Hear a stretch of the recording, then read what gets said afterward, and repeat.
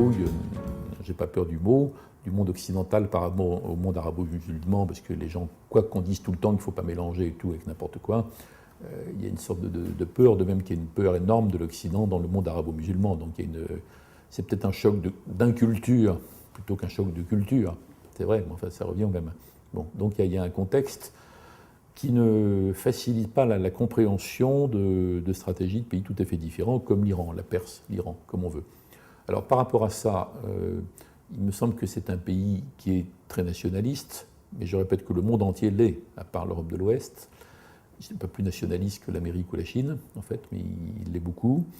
Que c'est un pays qui était bien vu par les Occidentaux, tant que c'était le Shah d'Iran, et c'est d'ailleurs lui qui avait lancé le programme nucléaire, qui était en principe civil, mais tout le monde voyait bien que c'était un peu les deux, avec l'aide des pays occidentaux, et qui voyait ça de façon plutôt positive. C'est un élément de stabilité. Les États-Unis, à l'époque, en avaient fait leur premier partenaire militaire. Il y avait une armée iranienne énorme, notamment une armée de l'air énorme. Bon. C'est lui qui a lancé ça. Les Israéliens voyaient ça d'un bon œil, parce que traditionnellement, les Iraniens, c'est les ennemis des Arabes, donc ce sont les amis des Israéliens. C'était des raisonnements de ce type, qui reviendront peut-être un jour, d'ailleurs. C'est pas du tout exclu. Donc le Shah d'Iran lance le programme, l'ayatollah Khomeini le stoppe, en disant on n'a pas besoin de ça. Et les Iraniens, le régime des Mollahs, le relancent après la guerre Irak-Iran, en tout cas pendant la guerre Irak-Iran, quand ils sont attaqués à l'arme chimique par Saddam Hussein. Bon, donc ce n'est pas un régime qui était obsédé depuis l'origine par le fait de développer l'arme nucléaire pour en faire je ne sais quel usage. Alors après, ça se développe, mais ça se développait également sous le président Khatami, qui était le président plus modéré, plus ouvert, avec lequel on a raté le coche. Et si les Américains avaient une politique moins sotte à l'époque, je suis convaincu qu'ils auraient pu saisir l'occasion pour rouvrir un dialogue sans condition, parler de tout, exiger que les Iraniens respectent le traité de non-prolifération qu'ils ont signé, mais tout en parlant avec eux de toutes sortes d'autres sujets. Et je pense que la suite aurait été différente. Donc il y a un gros ratage sur ce plan. Et le fait que France, Allemagne, Grande-Bretagne aient dialogué avec les Iraniens après, mais déjà à l'époque Ahmadinejad, ça ne compense pas le ratage qui a eu lieu avant. Alors Ahmadinejad, par rapport à ça, pose un problème parce que à la fois il a l'air illuminé, et c'est vrai qu'il y a une dimension apocalyptique au sens théorique même, conceptuel, philosophique dans ses propos. Donc je comprends que du point de vue d'Israël, les gens se disent c'est des gens adeptes du suicide, au fond, pourquoi est-ce que la dissuasion jouerait sur eux? Ils peuvent avoir pensé que même en déclenchant une action nucléaire, tant pis s'ils y laissent leur peau. Bon. Certains Israéliens l'analysent comme ça, en tout cas. Et je ne peux pas leur en faire grief quand on est Israël et que les risques que ça représente. Bon.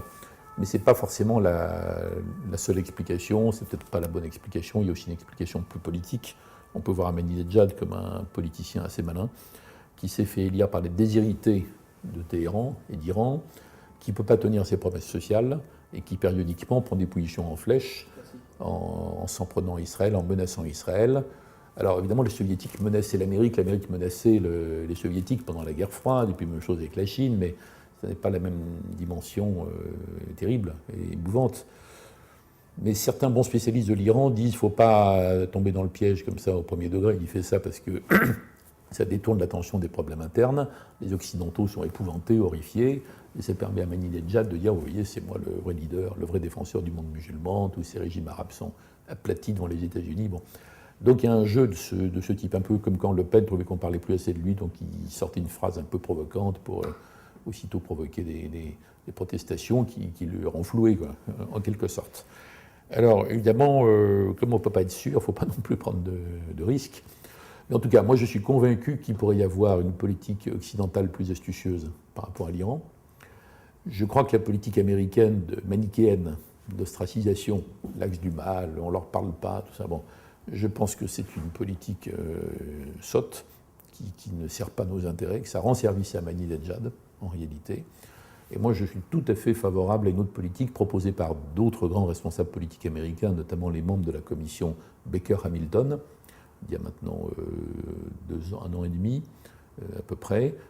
Ils étaient questionnés sur l'Irak. Mais en fait, ils avaient répondu que si on veut traiter l'Irak, il faut associer la région, il faut relancer le processus de paix en dépit des prétextes permanents qu'on invoque pour ne pas le mener à bien, israélo-palestinien, et d'autre part, il faut avoir une politique différente avec l'Iran et réintégrer l'Iran dans le jeu. Ce qui ne veut pas dire renoncer aux exigences.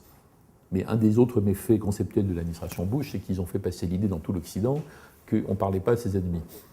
C'est complètement grotesque. Je veux dire, la diplomatie était inventée depuis la nuit des temps, depuis la plus haute antiquité, précisément pour parler avec le diable. Des peuples qui se haïssaient, qui avaient peur d'eux, des souverains qui se combattaient à mort, mais à un moment donné, c'est plus intelligent de traiter par la diplomatie que par la guerre. Donc, et on ne le fait pas naïvement. Donc parler à des gens qui contestent vos valeurs, ce n'est pas de désarmer, c'est se donner un levier, un moyen, une influence. Donc il y a une autre politique possible par rapport à l'Iran. J'espère, moi, personnellement, que l'administration qui suivra l'administration Bush fera ça. Et à ce moment-là, l'Amérique retrouvera un jeu possible. Les Européens peuvent le faire avec l'Amérique, mais ils ne peuvent pas le faire seuls, parce que les Iraniens veulent rétablir le contact avec l'Amérique. Donc il y a une autre politique qui, en matière nucléaire, devrait permettre, si elle est menée assez vite et intelligemment, de convaincre l'Iran d'en rester à la situation où ils sont, ou une situation à la japonaise. C'est-à-dire un pays qui maîtrise la filière nucléaire, qui maîtrise les missiles, tout ça, mais qui ne montre pas tout ça, qui ne veut pas l'étape suivante, parce que finalement, ça n'a plus d'intérêt. L'influence de l'Iran dans les années qui viennent dépend de la façon dont évoluent les autres situations. Si la situation reste pourrie en Irak, si il n'y a toujours pas de processus de paix au Proche-Orient, quoi qu'on raconte, parce qu'il n'y a pas de processus, c'est faux, il y a un quartet, il y a une agitation comme ça, faux semblant, mais il n'y a pas de processus.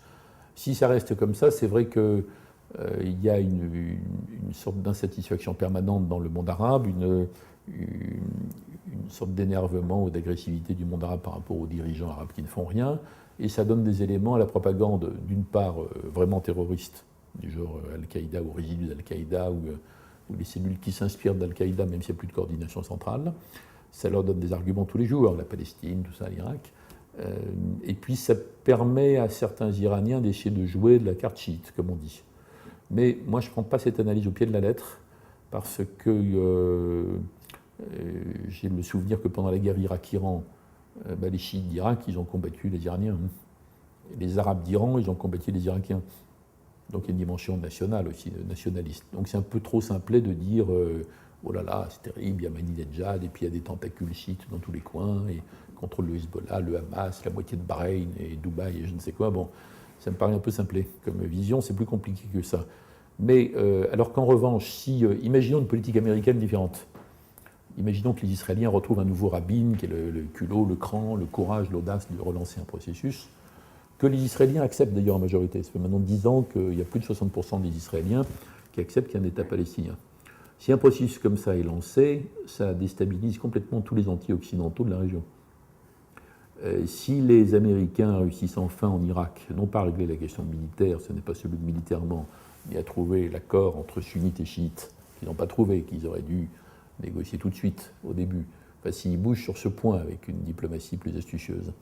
Et si en Iran ils font l'ouverture à la Baker, l'influence iranienne dans la région, elle est tout à fait contrebalancée par... Ou alors c'est une influence normale d'une puissance régionale importante. Il faut réintroduire dans la géopolitique quand même du sérieux, de l'analyse méthodique, de la sérénité, diminuer l'hystérie, l'angoisse, ne pas tout traiter sur la base de la terreur permanente des Occidentaux, les menaces, les nouvelles menaces, les ceci, cela.